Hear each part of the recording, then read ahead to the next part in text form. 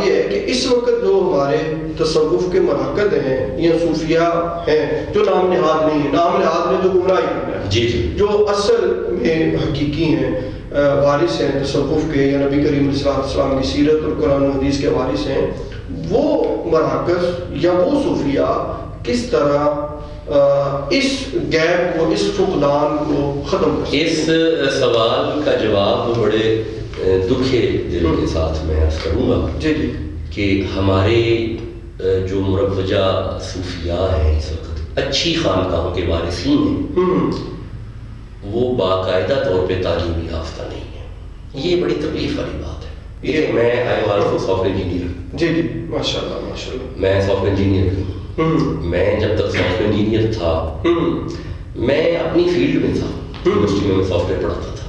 ٹھیک ہے، میرے شیخ نے جب مجھے امر دیا کہ آپ اپنی اساس کی طرف واپس آؤ، ٹھیک ہے، کہ خانقاہی نظام اور آپ کا شجرہ نسب بھی، میں نے نہیں دیکھا کہ میں تو مکمل تعلیم کر چکا ہوں۔ ٹھیک ہے، جب شیخ کا امر ہوا میں نے فوراً ماسٹر آف اسلامک اسٹڈیز، آئینی درسیات، درس نظامی، پھر ایم فل، پھر پی ایچ ڈی، پھر تفسیر میں صوفیانہ تفسیر پہ کام کیا، اور اسٹل کنسرننگ ایجوکیشن اسٹل جاری ہے۔ سبحان اللہ۔ اب میں اپنے متعلقین میں بیٹھ کے قرآن و سنت کا پیغام پہنچاتا ہوں۔ تو جب آپ نے اتنی ایجوکیشن ماشاءاللہ حاصل کی ہے، دنیا سافٹ ویئر انجینئرنگ کی اور یونیورسٹی سے پڑھا، مدرسے سے، اور مرشد کا فیض آپ کے پاس موجود ہے، تو یہ تو بجا طور پر پھر وہ آپ کے جو پاس جو لوگ آئیں گے، بیٹھیں گے، آپ کی گفتگو سنیں گے، تو ان کی شخصیت اور طرح سے نکل کر سامنے آئے گی۔ جی، یہی عرض کرنا چاہتا ہوں کہ ہمارے اس وقت جو صوفیاء ہیں نا، یعنی خانقاہوں پہ جو شاہزادے بیٹھے ہوئے ہیں، شاہزادے،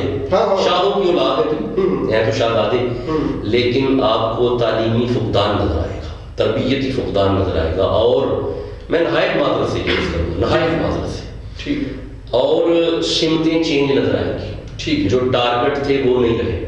ٹارگٹ تو اللہ کی محبت تھی، ہاں، اللہ اور اس کے رسول کی اتباع تھی، ٹھیک، اب ٹارگٹ کچھ اور ہے۔